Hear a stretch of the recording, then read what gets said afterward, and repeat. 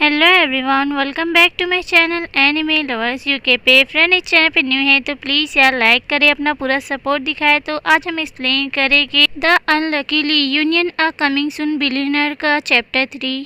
जैसा कि हमने पिछले चैप्टर में देखा था, चार्लेट विंसेंट के पैरों को देखते हुए अपने मन में कहती है, ये तो हैरानी की बात है, क्या ये हो सकता है जो व्यक्ति 2 सालों से बिस्तर पे पड़ा रहता है, उसकी मांसपेशियां पे कुछ भी असर नहीं है, वो तो नॉर्मल लोगों की जैसी ही दिखती है, फिर भी वो बहुत ही अच्छी हालत में दिख रहे हैं। And I am sorry friend, मैं हमारे मेन लीड का नाम विंसेंट है, मैंने इसका नेक्स्ट चैप्टर में वेनिस कह दिया था, तो आई एम सॉरी। वही हम विंसेंट की मॉम को देखते हैं जो चार्लेट को गोल्डन कार्ड देते हुए कहती है, चार्लेट मैं विंसेंट की ओर से तुम्हें हर महीने $20,000 जेब खर्च के लिए दूंगी। मुझे उम्मीद है कि तुम इसे अच्छी तरीके से इसका ख्याल रखोगी। चार्लेट भी उस गोल्डन कार्ड को ले लेती है और हैरानी से अपने मन में कहती है, क्या $20,000? और वो आगे अपने मन में कहती, ये तो मेरे महीने की तनख्वाह से कई ज़्यादा है, लेकिन अगर मुझे मेरी मॉम की प्रॉपर्टी में से जो कुछ बचा है उसे अपना बनाना है तो मुझे बहुत सारे पैसे की ज़रूरत होगी। चार्लेट तो अपने सपनों से बाहर आते हुए स्माइल करते हुए कहती है, ओह थैंक यू, आप चिंता मत करो, मैं आपको प्रॉमिस करती हूँ कि मैं विंसेंट के लिए एक अच्छी वाइफ बनने के लिए पूरी कोशिश करूंगी। और आखिरकार मैं उससे मैरिड करने के लिए सहमत हुई थी।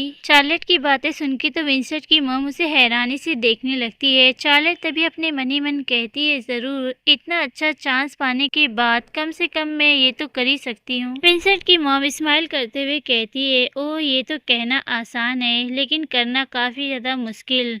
ये तो वक्त ही बताएगा कि तुम्हारी परफॉर्मेंस कैसी रहेगी। और हालांकि पैसे के बारे में अपनी राय जरूर बताना अगर तुम्हें और चाहिए तो। और वैसे ये उन सभी पाखंडियों की बातों से सुनने से तो बेहतर है। और हाँ सुनो, एक और बात, मुझे आशा है कि तुम विंसेंट के साथ एक बच्चे को जन्म देने के लिए सक्षम होगी और मैं तुम्हें एक बच्चे के बदले तुम्हें $1 मिलियन दूंगी। और ये सुन के तो चार्लेट हैरान हो जाती है, शर्माते हुए कहती, क्या एक बच्चा? चार्लेट हमारी नादान शर्माते हुए विंसेंट की तरफ देखते हुए कहती है, लेकिन वो तो कोमा में है। तभी विंसेंट की मॉम उसके पास जाते हुए इसके ब्लैंकेट को ठीक करते हुए कहती है, ओह तुम शांत रहो, मैं तुम पर किसी भी तरीके का दबाव नहीं डाल रही हूँ। चार्लेट, विंसेंट भले ही पिछले 2 सालों से कोमा में है, लेकिन उसकी बॉडी वो नॉर्मली लोगों की तरह ही काम करती है और वो बच्चे पैदा करने के लिए भी सक्षम है। विंसेंट की मॉम चार्लेट के पास आ जाती है और कहती है, तुम शायद से हमारी फैमिली के बारे में ज्यादा कुछ नहीं जानती हो, आखिरकार हमने मूल रूप से सब कुछ गुप्त रखा है। और विंसेंट के 2 छोटे भाई बहन है, एक बहन और एक भाई, लेकिन कोई कारण की वजह से जब वो बड़े हो जाएंगे तो उनके लिए शादी करना वो मुश्किल हो जाएगा। फिर तो वो विंसेंट को देखते हुए कहती है, खैर मुझे उम्मीद है कि मैं जल्द ही अपने ग्रैंडसन को देख पाऊंगी।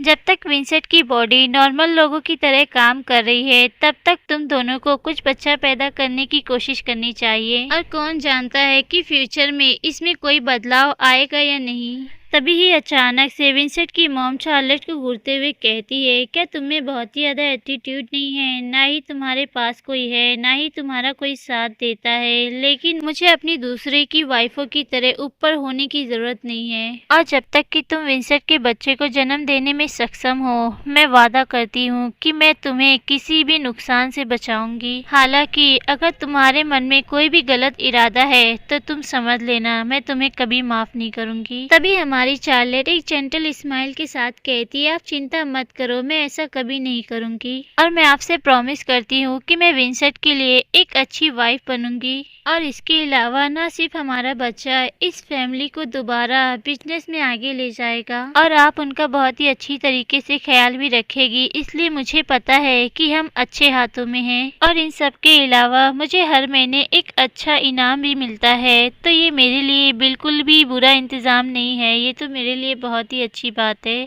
वहीं हम चार्लेट की अंदर आत्मा को देखते हैं जो इस सारी बातों को सोच के काफी ज्यादा परेशान हो जाती है और अपने मन में खुद से ही कहती है, कोई शादीशुदा महिलाओं को अपने बच्चों के परिवार के साथ साथ काम भी करना पड़ता है और साथ ही में उन्हें अपने ससुराल वालों को जेब खर्च भी देना पड़ता है। ये तो और भी बुरी बात है। अगर किसी का हस्बैंड उसका स्वभाव एकदम खराब हो तो अपनी वाइफ के साथ दुर्व्यवहार करता है या तो फिर उसका किसी से प्रेम संबंध होता है। मैं तो इन सभी मामलों से काफी ज्यादा दूर हूँ और मैं तो अपने मामले में काफी ज्यादा फायदेमंद हूँ। शार्लेट तो अपने मन से बाहर निकल के आती है। तभी विस्टन की मॉम जाते हुए कहती है, तुम्हें देखकर लगता है कि तुम एक स्वीट पर्सन हो। उम्मीद करती हूँ कि तुमने जो कुछ भी कहा तुम उस पर अमल करोगी। विस्टन की मॉम फिर वहां से जाते हुए कहती, हेनरी प्लीज शार्लेट को सिखाओ कि विस्टन की देखभाल कैसे करे। जी मैम, मैं समझ गया। और वहीं शार्लेट भी अपनी तारीफ सुन के खुश हो जाती है। हेनरी शार्लेट के पास आते हुए कहता है, मिसिस शार्लेट अब मास्टर विंसेंट को निलाने का समय हो गया है। शार्लेट भी ये बात सुन के एकदम जोश में आ जाती है और विंसेंट के पास आते हुए कहती है, हाँ हेनरी मैं कर रही हूँ। फिर तो हमारी शार्लेट विंसेंट को उठाने के लिए अपने हाथों को कसती है और ये देख के तो हेनरी हैरान हो जाता है और उनके पास आते हुए कहता है, आपको मुझे ऐसा करने देना चाहिए और मुझे नहीं लगता है कि आप उसे उठा पाएंगे। आपको तो सिर्फ उनके फेस को ड्राई करना है मिस शार्लेट। शार्लेट तो हेनरी की एक बात नहीं सुनती है और विंसेंट के पास जाती है और उसे उठाते हुए कहती, ओ ये सब ठीक है, मैं ये कर सकती हूँ। उसे ले जाना ये मेरे लिए बहुत ही आसान होगा।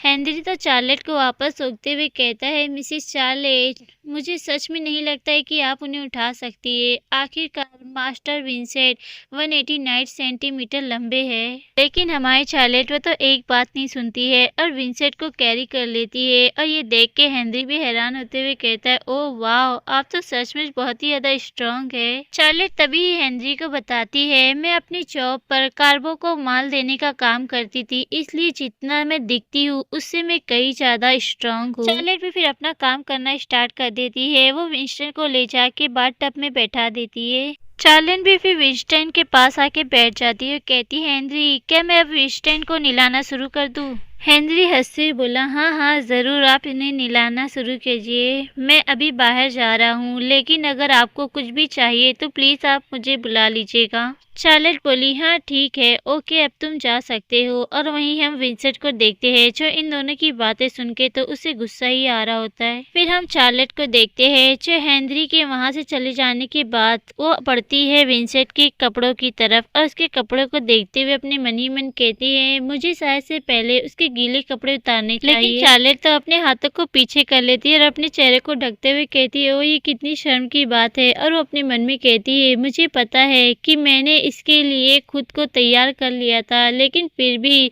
मुझे थोड़ा शर्म आ रही है, ये बहुत ही ज्यादा शर्मनाक है। शार्लेट फिर तो खुद को मोटिवेट करते हुए अपने हाथों को बढ़ाती है और विंसेंट को देख के काफी ज्यादा ब्लश करते हुए अपने मन में कहती, नहीं मुझे इसे बाहर निकालना ही होगा। और शार्लेट तुम वैसे भी सोचो कि तुम्हारा बीमार हस्बैंड वो कोमा में है और तुम उसे निला रही हो, तो ये बहुत ही ज्यादा आसान काम है। शार्लेट फिर तो अपने आप पे कंट्रोल करते हुए इसकी शर्ट को उतार देती है और अपने मन में कहती है, जब वो पानी में हो तो उसके कपड़े उतारना ये इतना ज्यादा आसान नहीं है और अगली बार मुझे उसे बाथटब में ले जाने से पहले उनके सारे कपड़े उतार देना चाहिए। शार्लेट फिर तो उठ जाती है और उस बाथटब को देखते हुए अपने मन में कहती है, पानी इतना गहरा है कि मैं उसकी पैंट का बटन ढूंढ नहीं पा रही हूँ, लगता है मुझे अपने हाथों का इस्तेमाल करना होगा। और वो अपने हाथों को बाथटब में डाल के विंसेंट की बॉडी को टच करने लगती है और वो टच करते करते कहीं और टच कर देती है और वो शर्माते हुए कहती, आखिर ये क्या है। शार्लेट को जैसे ही समझ में आता है अपने हाथों को पीछे घसीटते हुए मन में चिल्लाते हुए कहती, क्या वो क्या था,